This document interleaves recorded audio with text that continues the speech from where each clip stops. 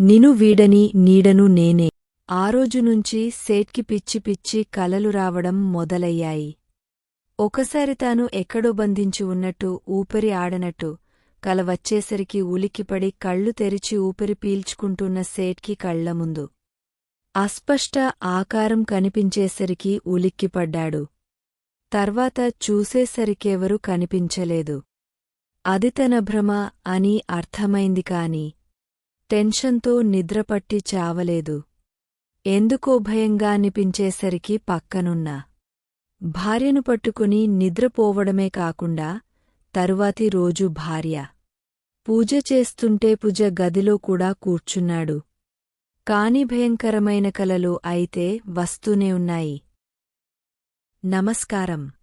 మీ అందరికీ బాను కథలలోకి స్వాగతం. వచ్చిన వ్యక్తి తన భార్యకు ఇలాంటి బీరువాలు అంటే ఇష్టమని అతడే డిజైన్ చేసినట్లు చెప్పాడు. దాన్ని కిషోర్ స్వయంగా తానే చేసి ఇచ్చాడు.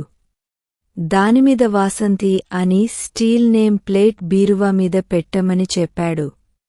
అంతేకాదు లాక్ చేసిన తర్వాత బీరువా తలుపుకి అటువైపు ఇటువైపు గుండ్రంగా చిన్న అర కనబడేలా ఉంచమని, ఒకవైపు తన భార్య ఫోటో రెండో వైపు తన పిల్లల ఫోటో రెండు వైపులా పెట్టేలా ప్లేసుండాలని చెబితే తానే అలా సెట్ చేసి ఇచ్చాడు.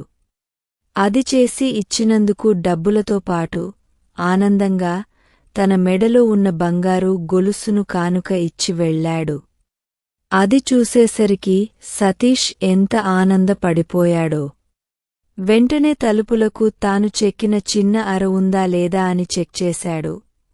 ఆ అర తీస్తే బయట జరిగేది కనిపిస్తూ ఉంటుంది. అది ఉండడంతో తాను తయారు చేసిన కొత్త బీరువా అని తెలిసింది. ఆ బీరువా ఇక్కడ ఎందుకు ఉంది అని కాసేపు ఆలోచించాడు. కాసేపు తాను ఇక్కడికి ఎలా వచ్చాడో అని ఆలోచించాడు. దేనికీ జవాబు రాలేదు. కాసేపు రోడ్డుమీదికి వచ్చాడు. ఎవరూ లేరు. ఏ బండ్లు వెళ్లటం లేదు. కొంచెంసేపు నిలబడిన తర్వాత 2 కార్లు వెళ్లాయి వాళ్ళని ఆపి సతీష్కి ఫోన్ చేద్దామని అనుకున్నాడు. కాని వాళ్ళు ఎవరూ ఆపకుండానే వెళ్ళిపోయారు. కాసేపటికి ఒక ఆటో వచ్చేసరికి ఆపాడు. ఆటో ఆగింది. డ్రైవర్ కిషోర్ని ఎగాదిగా చూశాడు. నిన్న తగిలిన దెబ్బలు ఒళ్లంతా మట్టి కొట్టుకుపోయి కళ్ళు ఎర్రగా, మనిషి నీరసంగా ఉన్నాడు. ఏమైంది అని అడిగితానే మళ్ళీ యాక్సిడెంట్ అయిందా అని జవాబు కూడా చెప్పేశాడు. కిషోర్ కేవలం అవును అన్నట్టు తల ఊపాడు. ఎక్కితే నచ్చిన చోటికి దింపుతాను చెప్పాడు. అలా అవసరం లేదు, నేనొక ఫోన్ నెంబరిస్తాను. మీరు ఫోన్ చేసి ఆ వ్యక్తిని పిలిస్తే చాలు. డ్రైవర్ ఫోన్ తీసి కిషోర్ చెప్పిన నెంబర్కి ఫోన్ చేశాడు. రాత్రి కిషోర్ను వెతుకుతూ బయటకు వచ్చిన సతీష్కి కిషోర్ కనిపించలేదు. రాత్రినుంచి ఆటో డ్రైవర్ సుందర్తో కలిసి ఆ చుట్టుపక్కల వెతుకుతూనే ఉన్నాడు. మధ్యలో ఒకసారి ఇంటికి వెళ్లి కిషోర్ రాలేదని తెలుసుకొని బాక్సింగ్ జరిగే చోటుకి తన ఇంటికి మధ్య వెతుకుతూనే ఉన్నాడు. 6:15కి ఫోన్ రాగానే సతీష్ ఎత్తగానే డ్రైవర్ ఫోన్ కిషోర్ చేతిలో పెట్టాడు. సతీష్ ఎక్కడ ఉన్నావ్రా, నన్ను ఇక్కడ ఒంటరిగా వదిలేసి ఏం చేస్తున్నావ్ అని కోపంగా అడిగాడు కిషోర్. కిషోర్ మాటలు వినగానే రిలాక్స్ అవుతూ, నేను నిన్ను ఒంటరిగా వదిలానా? సుందర్తో కలిసి రాత్రినుంచి వెతుకుతూనే ఉన్నాను. నువ్వు రాత్రి ఎక్కడికి మాయమైపోయావు? ఇంకాసేపట్లో నాన్న వస్తారు, నాన్నకు ఏం చెప్పాలి? అసలు ఇప్పుడు నీవు దొరక్కపోతే ఏం చేయాలో అని టెన్షన్ పడిపోతున్నాను. నీ ఫోన్ వచ్చాకే మనశ్శాంతిగా ఉన్నాను అని చెప్పాడు. సరే, మనం తర్వాత మాట్లాడుకుందాం. ముందు ఇక్కడికి రా. ఇక్కడికి అంటే ఎక్కడికి? నాకు తెలీదు, డ్రైవర్ని అడిగ చెబుతాను అని చెప్పి డ్రైవర్ వైపు చూశాడు. అప్పటికే డ్రైవర్ వీళ్ళ మాటలు వింటున్నాడు కాబట్టి ఆ ఏరియా ఏంటో చెప్పేశాడు. ఊరి బయట నువ్వేం చేస్తున్నావ్రా, అక్కడే ఉండు, ఎక్కడికి వెళ్ళకు, నేను వెంటనే వస్తాను అని చెప్పాడు. వచ్చేటప్పుడు సుందర్తోరా. సుందర్ ఆటోతో కొంచెం పని ఉంది. రాత్రి నుంచి సుందర్ ఆటోలోనే తిరుగుతూ ఉన్నాను, ఇప్పుడు అటు రావడానికి బయలుదేరాను కూడా అని చెప్పాడు. తర్వాత కిషోర్ ఫోన్ కట్ చేసి డ్రైవర్కి థాంక్స్ చెప్పేసి ఫోన్ ఇచ్చేశాడు. ఆటో డ్రైవర్ వెళ్ళిపోయాడు. కిషోర్ కాసేపు ఆ ఏరియా మొత్తం తిరిగాడు. అక్కడ ఖాళీ ప్లేస్, పిచ్చి మొక్కలు, చెట్లు, రోడ్డు తప్ప ఇంకేమీ లేదు. మళ్ళీ కాసేపు రోడ్డు దగ్గరికి రాగానే సతీష్ వచ్చేశాడు. సతీష్ ఆటో దిగగానే పరిగెత్తుకుంటూ వచ్చి కిషోర్ని పట్టుకున్నాడు. ఏమైపోయావ్రా, ఎంత భయపడిపోయాను, ఎక్కడ వెతికినా నువ్వు కనిపించలేదు. నిన్ను బాగా చూసుకుంటాను అని రాధిక అత్తయ్యకి మాట ఇచ్చాను, నా మాట ఏమైపోతుంది అని భయపడిపోయాను. ఫోన్ చేద్దామంటే నీ దగ్గర ఫోన్ లేదు. నా పిసినారి తండ్రి నాకే ఫోన్ కొనివ్వలేదు. ఏదో నీ బాక్సింగ్ దయవల్ల ఫోన్ కొని ఎవరో ఇచ్చారు అని అబద్ధం చెప్పుకున్నాము, నువ్వు కొనరా అని చెబితే వినలేదు. నాకు చేసే వాళ్ళు ఎవరున్నారురా? ఉన్నది నువ్వు ఒక్కడివే, ఎప్పుడు పక్కనే ఉంటావు కదా, నువ్వు వేరుగా ఉన్నప్పుడు అప్పుడు చూద్దాంలే అన్నావు. ఫోన్ కూడా లేకపోయేసరికి నువ్వు ఎక్కడున్నావు తెలియక ఎంత ఫీల్ అయిపోయానో అని చెబుతూ కాస్త ఎమోషనల్ అయ్యాడు. సరేలేరా, నేను అసలు ఇక్కడికి ఎలా వచ్చాను అని అడిగాడు. జనార్దన్ మనుషులు నిన్న నీ సామర్థ్యం చూసి మత్తు ఇచ్చి నిన్ను తీసుకెళ్లి జనార్దన్కి అప్పచెప్పాలని చూశారు. ఆ మత్తు కలిపిన నీళ్లు తాగనట్టున్నావు. వాళ్లు తీసుకొచ్చి ఇక్కడ వదిలారేమో అని చెప్పాడు. అదే అయ్యుంటుందిలే, ఒళ్లంతా నొప్పులు కూడా ఉన్నాయి అని చెప్పాడు. అప్పటికి సుందర్ కూడా దిగా అక్కడికి వచ్చాడు. సరేలేరా, ముందు బండి ఎక్కు, మిగతా విషయాలు దారిలో మాట్లాడుకుందాం అని చెప్పాడు సతీష్. దానికంటే ముందు నీకో విషయం చెప్పాలి. కొన్ని రోజుల కిందట మన దగ్గర ఒక వ్యక్తి తన భార్య కోసం పెద్ద బీరువా కావాలి అని తానే డిజైన్ చేసి మనతో చేయించుకుని వెళ్లారు కదా, అది చేసినందుకు చాలా డబ్బు, గొలుసు కూడా ఇచ్చారు. ఆ బీరువా అక్కడ పాడైపోయి పడి ఉంది అని చెబుతూ అటు అడుగులు వేశాడు. ఆ బీరువా అక్కడ ఎందుకు ఉంటుంది రా, కొత్త చెక్క బీరువా అంత తొందరగా పాడవదు అని చెబుతూ కిషోర్ని అనుసరించాడు. అక్కడ ఆ బీరువాని చూసి గుర్తులు చూసి అది తమ దగ్గర తయారు చేయించుకున్న బీరువా అని అర్థమైంది. కొత్త బీరువా ఇక్కడెందుకు పడేశారు అని సతీష్ కూడా ఆశ్చర్యంగా అడిగాడు. నాకు తెలియదు, కొత్త బీరువా మంచి చెక్కతో తయారు చేసింది మనం చేసింది కదా, వదలాలని అనిపించటం లేదు. దీన్ని తీసుకెళ్ళి మళ్ళీ కాస్త రిపేర్ చేయించి ఎవరికైనా అమ్మేద్దాం అని చెప్పాడు కిషోర్. అలా తీసుకెళ్తే ఏమైనా ఇబ్బంది ఏమోరా? ఏదైనా గొడవలు జరిగితే తీసుకెళ్ళొచ్చా? మనమేమైనా దొంగతనం చేస్తున్నామా?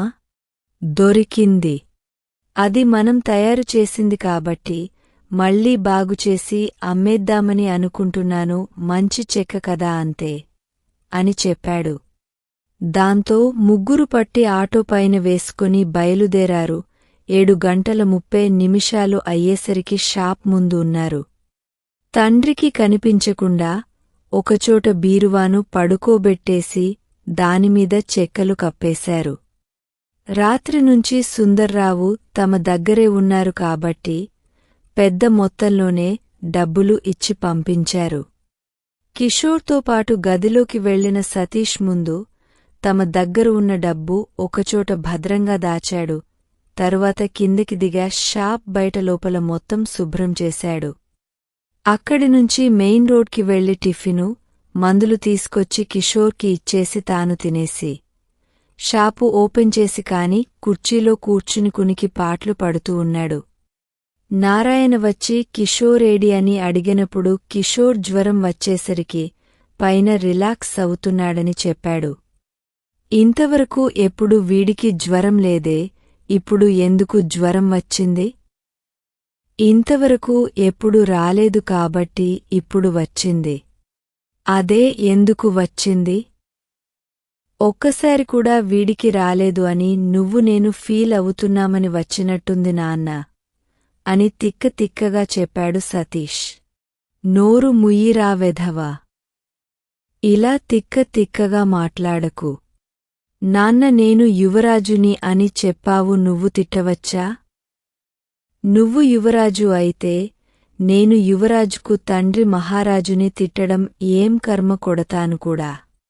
సరేలే నాన్నా, పెద్దగా పనేమీ లేదు కదా, ఉన్న పనులు రేపు చేసుకుందాంలే, నాకు కూడా నీరసంగా ఉంది అని చెప్పి అక్కడే పడుకున్నాడు. బయట కూడా జ్వరాలు ఎక్కువగా ఉన్నాయి కాబట్టి తమ కిషోర్కి సతీష్కి జ్వరం వచ్చిందని నారాయణ అనుకున్నాడు. ఇటు ఆ బాక్సింగ్ గేమ్ ఆడే చోట పడిపోయిన అనుచరులకు ఉదయం 7 గంటలకు మెలకువ వచ్చింది. తాము అక్కడ ఎందుకు అలా పడిపోయారో వాళ్లకి అర్థం కాలేదు. ఆ మత్తుమందు కలిపిన నీళ్లు పొరపాటుగా తామేమైనా తాగామా అని అనుమానం వచ్చింది. కాని వాళ్లకి ఏమీ గుర్తులేదు. అదే సమయంలో జనార్దన్ నుంచి ఫోన్ వచ్చింది.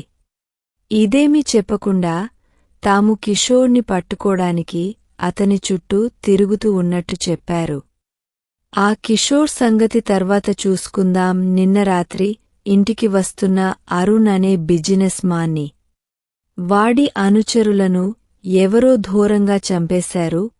పోలీసులు మొత్తం దాని గురించే తిరుగుతూ ఉన్నారు. ఇప్పుడు ఏమీ చేయకుండా అండర్ గ్రౌండ్కి వెళ్ళిపొండి అని చెప్పి జనార్దన్ ఫోన్ పెట్టేశాడు. తనతో వాళ్లు కూడా వాళ్ల ఏరియాలకు వెళ్ళిపోయారు. ఇటు మధ్యాహ్నం వరకు రిలాక్స్ అయ్యేసరికి కిషోర్ కూడా తేరుకున్నాడు. పైగా నొప్పులకి సతీష్ తెచ్చిన మందులు కూడా బాగా పనిచేశాయి. మధ్యాహ్నం నారాయణ భోజనం తెచ్చి ఇచ్చేసరికి సతీష్ కిషోర్ భోజనం చేస్తూ ఉండగా సతీష్ ఫోన్కి ఫ్రెండ్ మెసేజ్ పెట్టాడు. వైజాగ్లో ప్రముఖ వ్యాపారి ఎవరో చంపేశారు జనార్దన్ మనుషులు. ఇప్పుడు అండర్ గ్రౌండ్కి వెళ్ళిపోయారు. కొన్ని రోజుల వరకు కిషోర్ను ఎవరూ పట్టించుకోకపోవచ్చు, తర్వాత మర్చిపోతారేమో అని వచ్చిన మెసేజ్ చూసి సతీష్ రిలాక్స్ అయ్యాడు. అదే విషయం కిషోర్కి చెప్పాడు. తర్వాత ఇద్దరు కాసేపు టీవీలో అరుణ్కి సంబంధించిన న్యూస్ చూశారు. యాంకరు అరుణ్ చావు గురించి చెబుతూ, ఇంత ఘోరంగా అరుణ్ను ఎవరు చంపారు? ఎందుకు చంపారు? అసలు మనుషులు చంపినట్టు లేరు, అంత ఘోరంగా ఎలా చంపగలిగారు అని చెప్పిందే చెబుతూ ఉంటే విసుగువచ్చి కిషోర్ టీవీ కట్టేశాడు. తర్వాత రొటీన్లో పడిపోయారు. తండ్రి లేనప్పుడు బీరువా సెట్ చేసి పెట్టేశారు.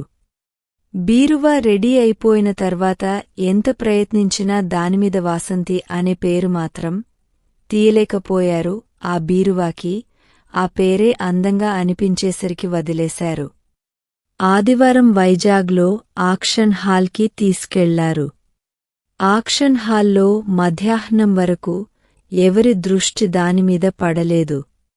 మధ్యాహ్నం మాత్రం హైదరాబాద్ నుంచి ఏదో పనిమీద ఆక్షన్ హాల్కి వచ్చిన ఒక సేట్కి అతని కూతురు ఫోన్ చేసింది. ఏం కావాలమ్మా అని ప్రేమగా అడిగాడు సేట్.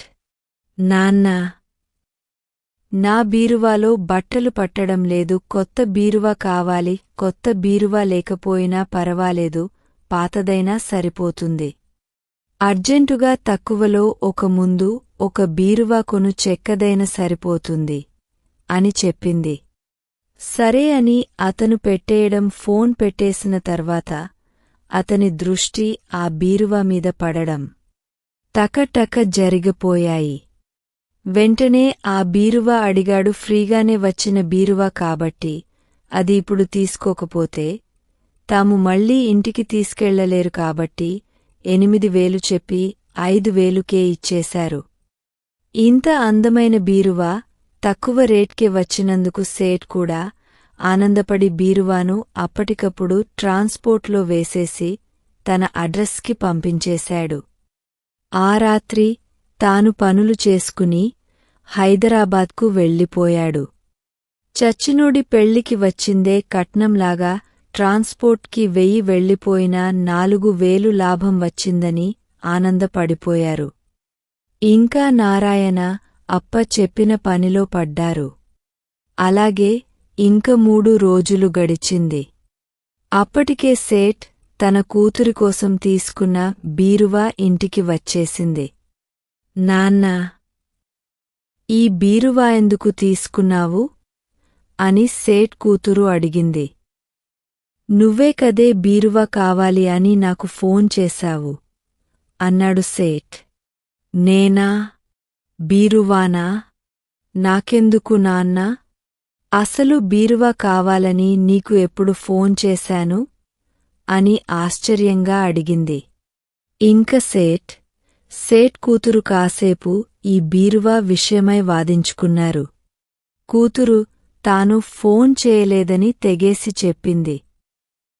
ఫోన్ చేసినా చేయకపోయినా బీరువా అయితే కొన్నాడు కాబట్టి అది తక్కువకే వచ్చింది కాబట్టి తన బెడ్రూంలో పెట్టుకున్నాడు. భార్య బీరువాలో తమ బట్టలు సర్దేసింది. ఆ రోజునుంచి సేట్కి పిచ్చి పిచ్చి కలలు రావడం మొదలయ్యాయి. దాన్ని అసలు పట్టించుకోలేదు కాని ఒకసారి తాను ఎక్కడో బంధించి ఉన్నట్టు ఊపిరి ఆడనట్టు కల వచ్చేసరికి ఉలిక్కిపడి కళ్ళు తెరిచి ఊపిరి పీల్చుకుంటున్న సేట్కి కళ్ల ముందు అస్పష్ట ఆకారం కనిపించేసరికి ఉలిక్కిపడ్డాడు. తర్వాత చూసేసరికి ఎవరు కనిపించలేదు. అది తన భ్రమ అని అర్థమైంది కాని టెన్షన్తో నిద్రపట్టి చావలేదు. ఎందుకో భయంగా అనిపించేసరికి పక్కనున్న భార్య ను పట్టుకుని నిద్రపోవడమే కాకుండా తరువాతి రోజు భార్య పూజ చేస్తుంటే పూజగదిలో కూడా కూర్చున్నాడు. కాని భయంకరమైన కలలు అయితే వస్తూనే ఉన్నాయి. రోజు నిద్రపోయే ముందు కలలు రాకూడదు అని దైవ నామస్మరణ చేసుకుని నిద్రపోతున్నాడు సేట్. తరువాత 8 రోజులకు తల్లి తండ్రితో కలిసి సతీష్ పెళ్లి చూపులకు వెళ్లాడు. వెళ్లేటప్పుడు తండ్రి వద్దు అని చెప్పిన వినకుండా కిషోర్ని తీసుకెళ్లాడు. 2-3 సార్లు కిషోర్ని తీసుకెళ్లినప్పుడు అందరూ పెళ్లికొడుకు కిషోర్ అని అనుకున్నారు కాదు అని తెలిసాక కిషోర్ పక్కన సతీష్ తేలిపోయేసరికి వాళ్లే వద్దనుకున్నారు. అందుకే తండ్రి కిషోర్ వద్దని చెప్పాడు. సతీష్ వినలేదు, కావాలని తీసుకొచ్చాడు. ఎందుకురా నన్ను తీసుకొచ్చావు? మొన్న ఎప్పుడో నన్ను తీసుకురావడం వల్ల నీకు నచ్చిన ఒక సంబంధం వద్దనుకున్నారు అని ఓ 10 రోజులు నన్ను సతాయించావు. ఇంకెప్పుడు నిన్ను తీసుకెళ్లకూడదు అని చెప్పావుగా. ఇప్పుడు వద్దు అంటున్న ఎందుకు తీసుకొచ్చావు అని కిషోర్ సతీష్ పక్కన కూర్చుని మెల్లగా అడిగాడు. అప్పుడు ఫోటో చూడలేదురా. చూసుకుంటే నిన్ను తీసుకెళ్లే వాడిని కాదు. ఇప్పుడు ఫోటో చూశాను. అందుకే నేను తీసుకొచ్చాను అని చెప్పాడు. అంటే పెళ్లి కూతురు వచ్చిందిగా చూడు, అప్పుడు తెలుస్తుంది అని అనగానే పెళ్లికూతురు వైపు చూశాడు కిషోర్. కొంచెం లావుగా పొట్టిగా ఉంది పెళ్లికూతురు. నీకులానే ఉంది కదా, ఇంకేంటి బాధ అన్నాడు కిషోర్. ఆ అమ్మాయి నీకు నచ్చిందా? సతీష్ అడిగాడు. బానే ఉంది. నీకు తగ్గ జోడీ కిషోర్ బదులు చెప్పాడు. అంటే నేనిలా ఉంటే నాకు తగ్గ జోడినే కట్టుకోవాలా? అంతకంటే కొంచెం ఎక్కువ అందాన్ని ఆశించకూడదా? ప్రశ్నించాడు సతీష్. బ్రహ్మాండంగా ఆశించవచ్చు కాని నీకు లక్షలు లక్షలు కట్నమిచ్చే ఎక్కువ అందమున్న అమ్మాయి నీ పక్కన కూర్చోదేమో. మీ అమ్మకేమో కట్నంపై ఆశ, నాన్నకు ఏమో వెనకాల ఆస్తి ఉండాలని ఆశ, నీకేమో ఎక్కువ అందం కావాలని ఆశ. ఈ మూడు ఉన్నవాళ్లు నిన్నెందుకు చేసుకుంటారా? వివరంగా చెప్పాడు. పరువు తీస్తున్నావు కదా? ఉక్రోషంగా చెప్పాడు. వాస్తవం చూపిస్తున్నాను, కిషోర్ ప్రశాంతంగా జవాబు ఇచ్చాడు. ఇందాక అమ్మాయి బానే ఉంది అని చెప్పావు కదా, పోనీ నువ్వు చేసుకుంటావా? సతీష్ అడిగాడు. నేను నా చెల్లిని చూడ్డానికి వచ్చాను రా, తర్వాత నువ్వు నా చెల్లి ఇద్దరు కలిసి అప్పుడు నీ చెల్లిని వెతకండి అన్నాడు కిషోర్. వీళ్ళిద్దరూ ఇలా గుసగుసగా మాట్లాడుకుంటుంటే నారాయణ తిట్టాడు. వెంటనే కిషోర్ తన అమాయకమైన ముఖం పెట్టేశాడు.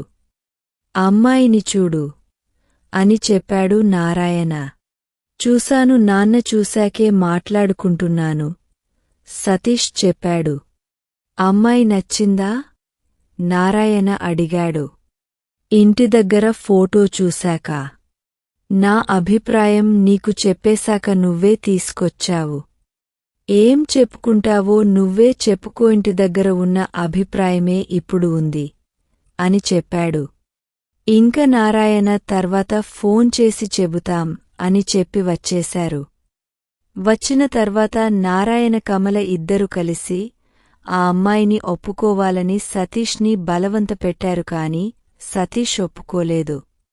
ఆ రోజు రాత్రి తమ రూంలో భోజనం చేస్తున్నప్పుడు కిషోర్, నువ్వు లావుగా ఉంది, పొట్టిగా ఉంది అంటున్నావు కాని చక్కగా ఉంది, తెల్లగా ఉంది. ఇప్పుడు ఈ సంబంధం కాదనుకుంటే తరువాత ఇలాంటి సంబంధం కూడా దొరకదేమో చూడు అని చెప్పాడు కిషోర్. ఒరేయ్, నేను నీకు అంత సపోర్ట్ చేస్తుంటే నాకు సంబంధం నచ్చకపోతే నాకు సపోర్ట్ చేయకుండా ఇంకా ఇబ్బంది పెడుతున్నావా? అన్నం తింటూ చెప్పాడు. నిన్నే సపోర్ట్ చేస్తున్నాను బే, ఇన్ని రోజులు అమ్మాయి తెల్లగా ఉండాలి అని చెప్పావు. ఇప్పుడు తెల్లగా ఉంటే సన్నగా పొడుగ్గా ఉండాలి అని చెబుతున్నావు. ఇన్ని రోజులకి మీ అమ్మానాన్న తెల్లగా ఉండే అమ్మాయిని తీసుకొచ్చారు, మరి ఎన్ని సంవత్సరాలకి సన్నగా పొడుగ్గా ఉండే అమ్మాయిని తీసుకొస్తారో. అయినా ముందే తెల్లగా, సన్నగా, పొడుగ్గా అని చెప్పుకోవాలి అని చెబుతూ పళ్ళెంలో చేయి కడుక్కున్నాడు. అంటే తప్పు నాదే అని చెబుతావా? సతీష్ ఆలోచిస్తూ అడిగాడు. మళ్ళీ ఇలాంటి అమ్మాయి దొరకదేమో అని చెబుతున్నాను. కిషోర్ తనకు తెలిసిన సమాధానం చెప్పాడు. ఏడ్చావులేగాని పొద్దున్న నేను నీ చెల్లి కలిసి నా చెల్లిని వెతకాలి అని చెప్పావు. నా చెల్లి ఎలా ఉండాలి ఏమిటి అని అడుగుతూ సతీష్ కూడా చేయి కడిగేసుకున్నాడు. వయస్సులో ఉన్నానేమో అనిపించడానికి చాలానే అనిపిస్తుంది. తెల్లగా, నాకు తగ్గ ఎత్తుగా, అందంగా, బాగా చదువుకొని తనకు మంచి ఫ్యామిలీ ఉండి తన ఫ్యామిలీలో నన్ను కూడా ఒక మెంబర్గా చేసుకోవాలని. చిన్నప్పటినుంచి నువ్వు తప్ప ఇంకెవరు నామీద ప్రేమ చూపించలేదు. అలాంటి ప్రేమ చూపించాలి అని మనసులో ఉంది కాని నీకు వాస్తవాన్ని చెప్పే నేను వాస్తవాన్ని మర్చిపోలేనుగా. ఎవరో ఒకరు గంతకు దగ్గర బొంత. అయినా నాకు చదువు లేదిల్లు లేదు, ఏదో కాస్త డబ్బు ఉంది కాని స్థిరమైన పనిలేదు. వెనక ముందు నువ్వు తప్ప ఇంకెవరూ లేరు. అసలు నాలాంటివాడికి పెళ్ళి అవ్వడమే గ్రేట్. ఇంకా నా అభిప్రాయాలు ఎందుకు అన్నాడు కిషోర్. 6 అడుగుల ఎత్తు, తెల్లగా, అందంగా, జిమ్ బాడీతో ఉన్నావు. నీలాంటోళ్ళు అందమైన కలలు కనవచ్చులేరా? సతీష్ చెప్పాడు. కలలు కంటూ జీవితాంతం ఒంటరిగా ఉండలేనురా. నీకు పెళ్ళై మీరు నాకోసం చూసే అమ్మాయిని చేసేసుకుంటాను. ముందు పెళ్ళి అయితే చాలు. నీ బాబుకి నాకు పెళ్లి చేయాలనే ఆలోచన లేదు. చేసినా కూడా ఈ రూంలోనే ఉంచేసి మా ఇద్దరితో పనులు చేయించుకోవాలని అనుకుంటున్నాడుగా. నాకోసం ఎవరు వస్తారు అని మోకాళ్లు పైకి ఎత్తి మోకాళ్ల చుట్టూ చేతులు వేసి ఊగుతూ నిరాశగా చెప్పాడు. ఏమోలే, చిన్నప్పటినుంచి ఇలాగే ఉన్నావు కదా, ఆ పైన ఉన్న వాడికి నీమీద జాలి కలిగితే నీకు కూడా ఒక అందమైన అమ్మాయి వస్తుందేమో అని చెబుతూ గిన్నెలు తీసుకొని లేచి వంట గదిలో సింక్లో వేసి తెరగగానే ఏదో అస్పష్ట ఆకారం కనిపించేసరికి కెవ్వు కెవ్వుమంటూ అరిచాడు. ఇంకా ఉంది. అమూల్యమైన మీ సలహాలను కామెంట్ల రూపంలో అందిస్తారని ఆశిస్తూ మీ ఎస్.జె. బాను. మీకు ఈ కథ నచ్చినట్లయితే లైక్ చేయండి, షేర్ చేయండి. ఇంకా బాను కథలును సబ్స్క్రైబ్ చేయడం మర్చిపోకండి. Thank you.